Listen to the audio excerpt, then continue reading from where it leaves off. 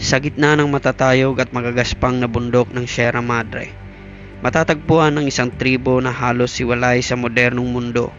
Ito ang mga dumagat. Araw-araw ang kanilang pamumuhay ay puno ng panganib. Kailangang tumawid sa mababangis na ilog at maglakbay sa matatarik at mabatong daan para mabuhay.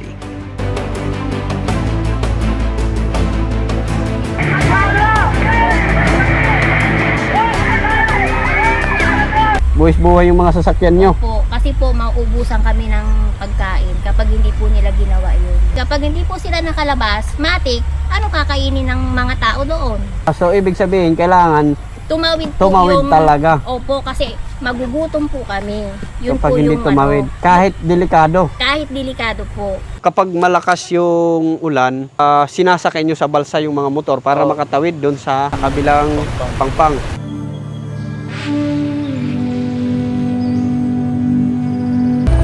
Alright guys, papunta po tayo ngayon sa lugar ng mga katutubong dumagat.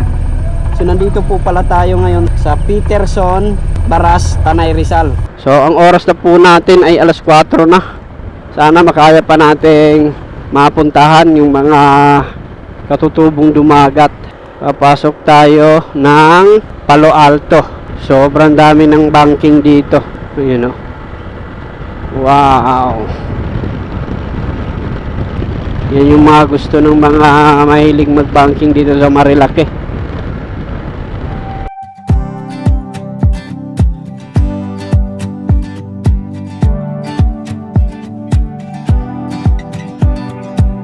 No open loud muffler. Ayan. So dito bawal na yung mga tambutso na maiingay. Kasi nilalagyan na nila ng mga checkpoint. Meron na sila ditong uplansita dito sa Marilake. Ayan, yung mga pulis may nakadistino na rin dito. So binabantayan na rin yung Marilake. Kasi maraming ang mga na-aksidente dito. So eto na yung Devil Corner na tinatawag nila dito sa Marilake. Banking.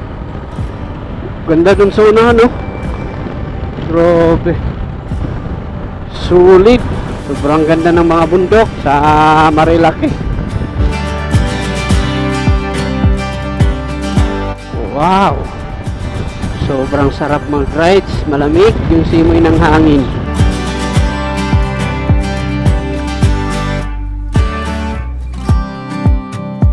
So, nandito na tayo mismo sa kurbada papuntang San Andres, Tanay Rizal. So kasi sa San Andres daw nakatira yung mga katutubong dumagat. Kikita nyo dito sa labas ng kanto, marami nang nagtitinda papunta sa loob. Ayan. So makikita na po natin, marami na pong mga katutubong dumagat dito. Yun. Akyat baba po yung dinadaanan natin papunta po sa bundok. Yan.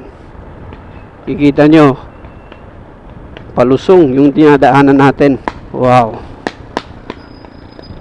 Grabe, sobrang lamig ng simoy ng hangin dito. Yan. Pakurbada.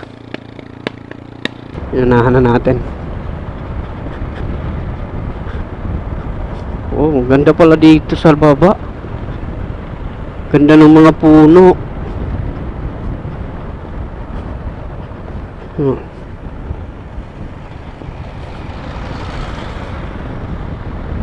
Wow. Pababa na naman doon, oh. Tingnan nyo. Doon sa harap. Oh, grabe. Sobrang tarik naman dito. Ayan, oh. Matarik yung daanan. Halos lahat daw dito ay yung katutubo na, yung mga nakatira. Tapos yung kalsada dito ay rough road. Pero dun sa unahan daw, meron namang semento. Welcome to Santo Niño, Tanay Rizal. Malapit dito ay Santa Ines. Sabi yung mga tumatawid na jeep. Opo, dito rin dumadaan yung jeep. Dito po ang biyahe. Ang last trip noon mga galing bayan ng Tanay, alas 5, last trip yung jeep nilang biyahe pabalik na. So, tatawid kami. Ayan na.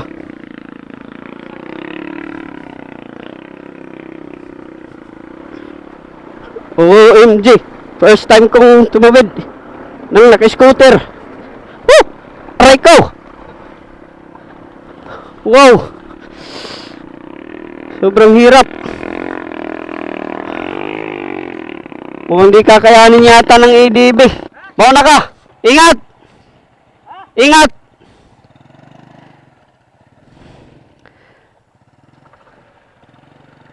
Grabe.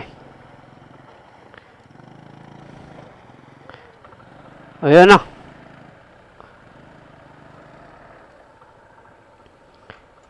Pahirapan. Ayan.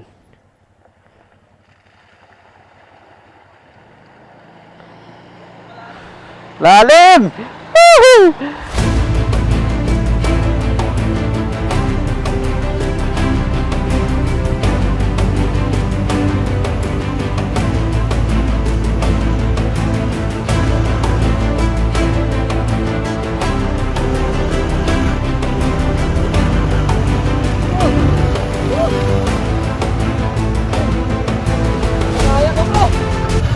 Pitong ilog pa daw yung tatawiran namin. Ilan pa? Ito. Pero malapit lang. 7 ilog? Oo. Ipakilala yan. Isa. Tara. Nakita niyo yun, guys. Wala na.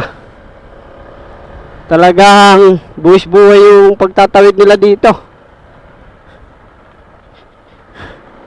Kinakailangang tumawid sa ilog para marating yung lugar.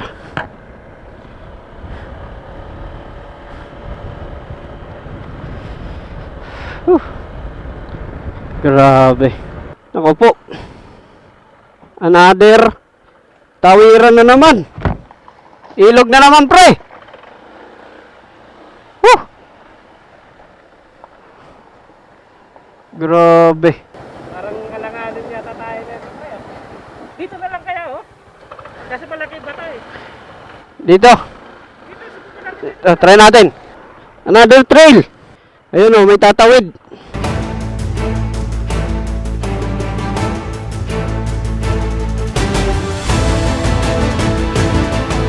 So nakikita nyo guys, tumatawid yung Hilux.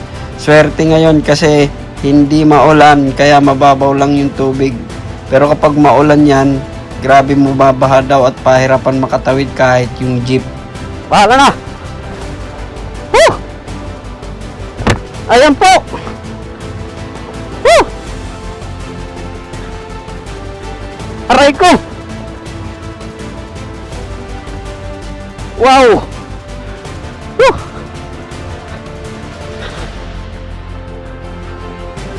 Ah! Ah! Woo!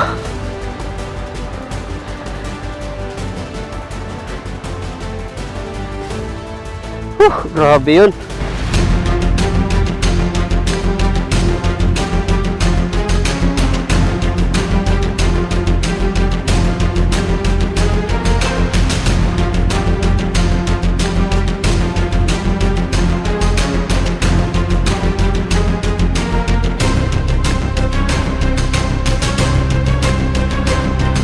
Buwis-buhay yung mga sasakyan nyo. Po, kasi po mauubusan kami ng pagkain kapag hindi po nila ginawa yun. Siyempre po, yung pagkain namin, yung mga bigas, yung ganyan, lahat po yan galing dito sa bayan ng Tanay.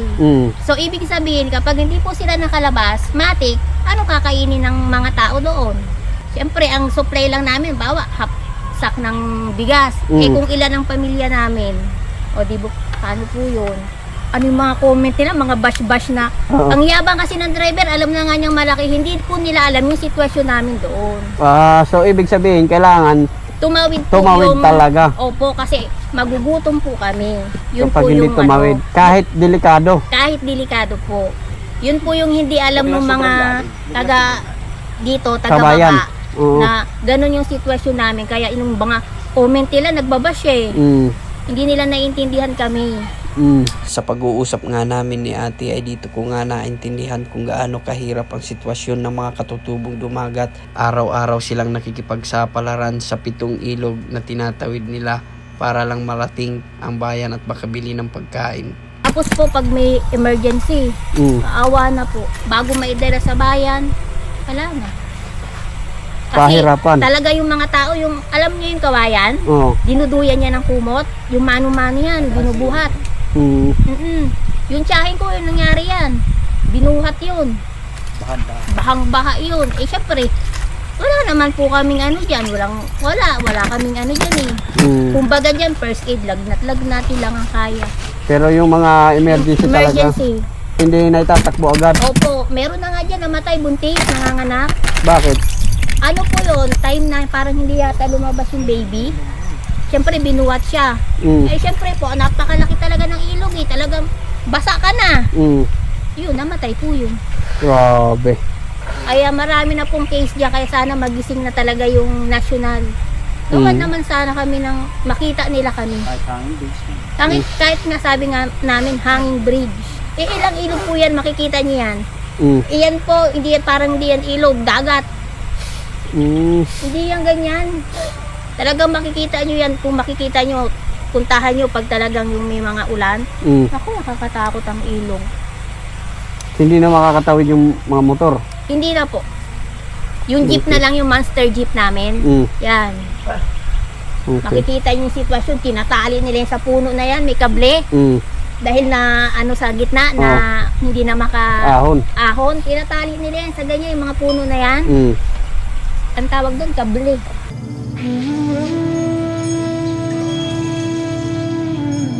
Grabe yung pinagdaanan natin, guys. Tingnan nyo, basa pa yung sapatos ko. At ang oras ay 5:41 PM. So narating natin itong Barangay Tinukan dito sa Tanay Rizal. So nandito po tayo mismo sa bahay ng mga katutubo. Ayan po. Dito, hello po. Ayan. Pangakatutubo rin po yung mga batang yun. Ayan. Ito. Yun. Ayan, mga katutubo po sila. Ayan, hello. So makikita po natin yung mga bahay dito. Yung mga bahay kubo dito sa Pangpang nitong ilog. Ayan, i-explore ko po muna kayo dito sa ilog bago ko po interviewin si tatay mamaya.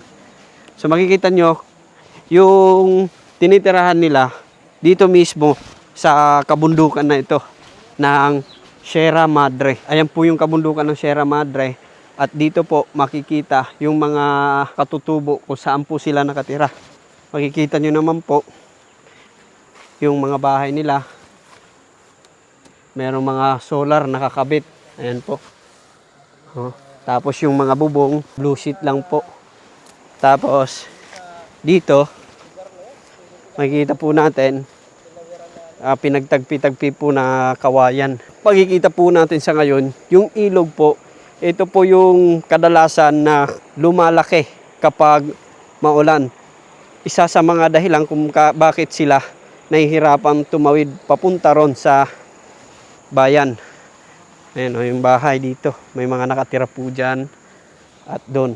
Hindi basta-basta yung pinagdaanan natin. Marating lang itong tribo ng mga katutubo. Ano pong pangalan niyo po? Mendoza po. Isa sa mga dahilan kung bakit pinuntahan natin sila dito dahil gusto kong maipaabot sa gobyerno kung gaano kahirap yung mga pinagdadaanan ng mga katutubong dumagat kasi hindi sila napapansin kasi malayo na sila sa kabiasnan. Yung lingwahe nyo po, sir, ano po yung lingwahe nyo?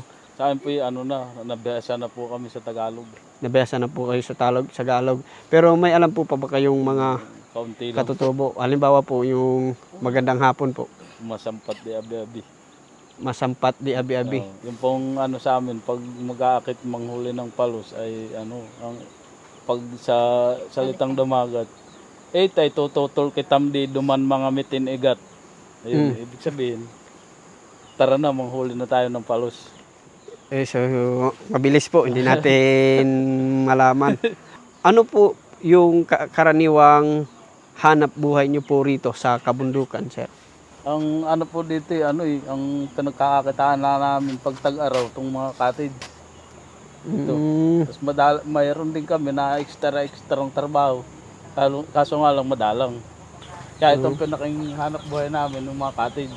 So, cottage po, bakit po mayroon kayong cottage? Ayan po, pag may puntang mga turista, umuupa sa amin. So magkano naman po yung upa dyan? Binibigay na po namin kahit 400, 300. Yan po, pinaking mababa na yung 300. Ginastusan din namin kahit papaano. Saka yung balsa. Sa balsa naman pag tag-ulan. Oo. O yung motor din tumatawid kasi yan din namin tinatawid yung motor. Katulad ng mga ganyan, Mio. So kapag malakas yung ulan, sinasakay nyo sa balsa yung mga motor para makatawid doon sa kabilang pangpang. So magkano naman po yung bayad sa inyo kapag halimbawa itinawid nyo yung isang motor? 50 po ang bayad, lalo tag-ulan ay mahirap din po magtawid yan ng at lampas tao ang ilog. Kapag umaulan. Pag bumabaha tong ilog namin. So kapag lumalaki, sir, yung tubig dito, gaano po kataas yung tubig? Ay hindi kayang tawirin ng tao. Doon may side cut naman doon, kaso nga lang maputik. So bakit? Ano naman baha naman po, hindi naman po na kami nakapagtatawid. Hindi na. Tinitigil na namin Pag kasi sobrang laki na. mahirap din yung kagaya ng tali niya. Ang kinakabitan lang, mga simentong lang. Pag inaano din namin, iniiwas namin na maka-aksidente din ng itinatawid. Kung So- kable po yan, mas maganda sana. Kaso wala kaming Kahit pang malaki budget. tubig, kaya siya magtawid. So yan po yung isa sa mga nagiging problema dito. Opo. Halimbawa po kapag may mga emergency, paano nyo po nadadala agad sa hospital yung mga may sakit? Sinasakay na namin sa balsa. May nakita akong mga bahay ng mga ganito, sir, doon.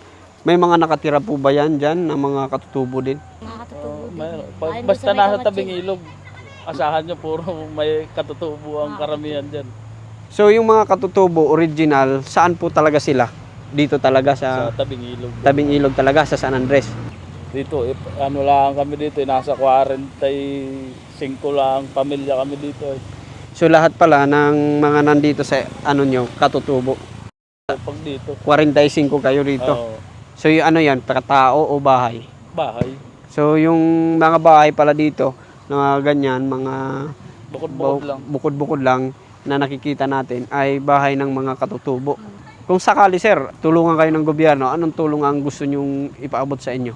Yung sana hindi na tatawid ng ilog para mas madaling makarating sa halimbawa emergency. So ibig sabihin, gusto nyo ng madadaanan na hindi natatawid ng ilog, kagaya Oo. po ng, Tulay, Nangan Bridge, ganun. ayan po yung balsa.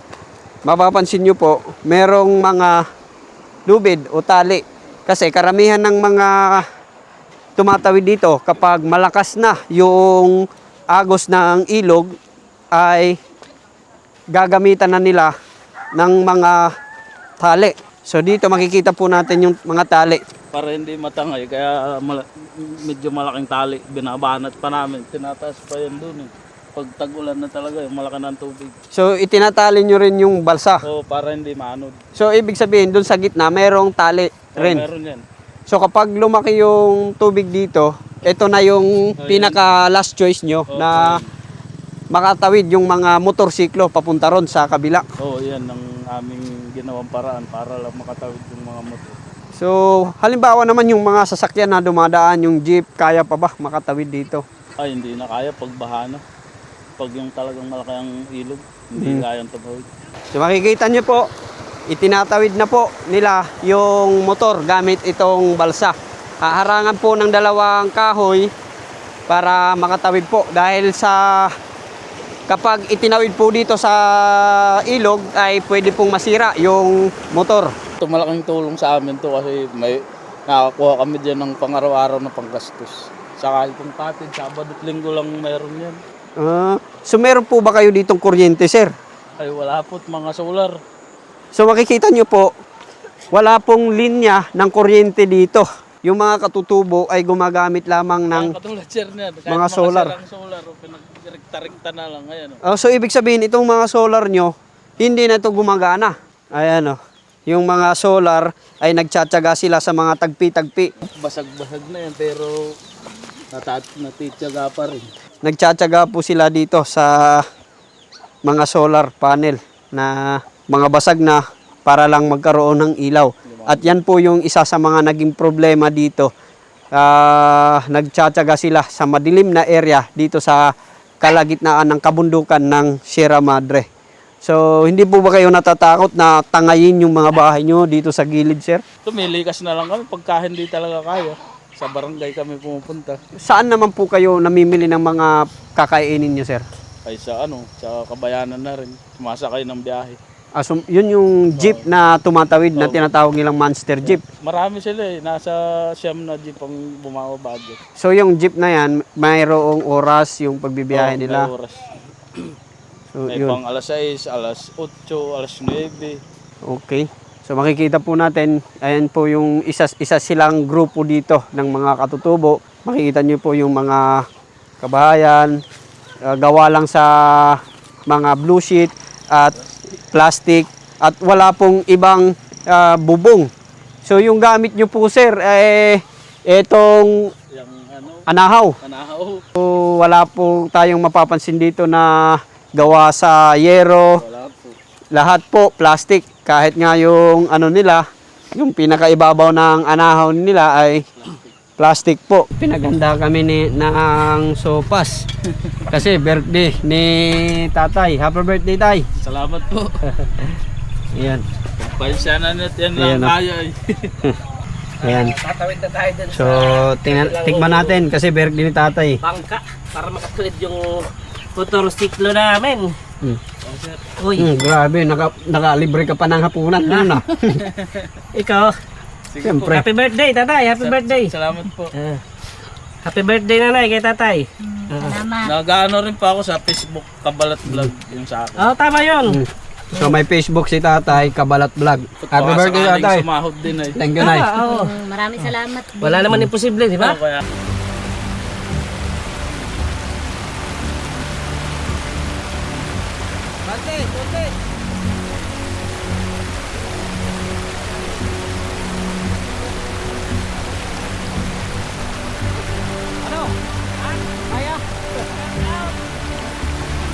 Inarga na. Sumama ka pa kasi.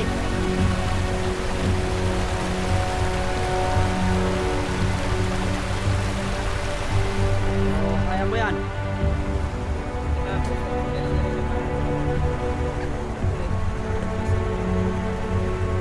Okay.